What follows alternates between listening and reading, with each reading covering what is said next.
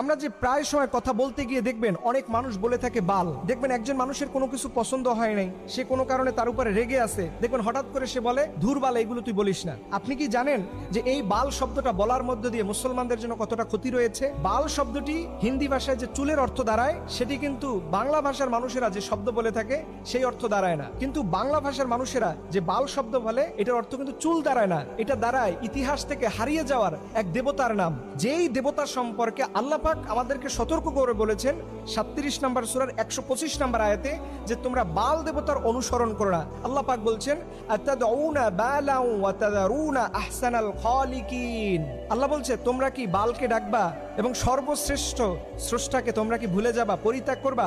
এই বাল শব্দটা আল্লাহ পাক কোরআনের মধ্যে বলেছেন। এই বাল শব্দটা সেমিটিক শব্দ, যার অর্থ দাঁড়ায় দেবতা বা স্রষ্টা, বা আমরা যে আল্লাহ বলে সম্বোধন করি ঠিক একই রকম অর্থ দাঁড়ায়। এটা আসলো কোথা থেকে? আপনাদের মনে প্রশ্ন থাকতে পারে, হুজুর এটা আসলো কোথা থেকে? এটা আসছে মুসা আলাইহিস সালাম যখন আল্লাহর নির্দেশে 40 দিনের একটা ধ্যান করার জন্য তুর পাহাড়ে গেলেন, তখন ওনার যে অনুসারীরা ছিল তাদেরকে বলছে তোমরা যতটুকু আল্লাহর পক্ষ থেকে নিয়ম পেয়েছো এটাই মানবা। কিন্তু তার মধ্যে একজন ছিল সামিরি নামের। এই সামিরি কি করলো, হঠাৎ কিছুদিন যাওয়ার পরে সে একটা গরুর মূর্তি করলো এবং এই গরুর পূজা শুরু করলো। দেখবেন এই সামিরির যে তৈরি করা যে গরু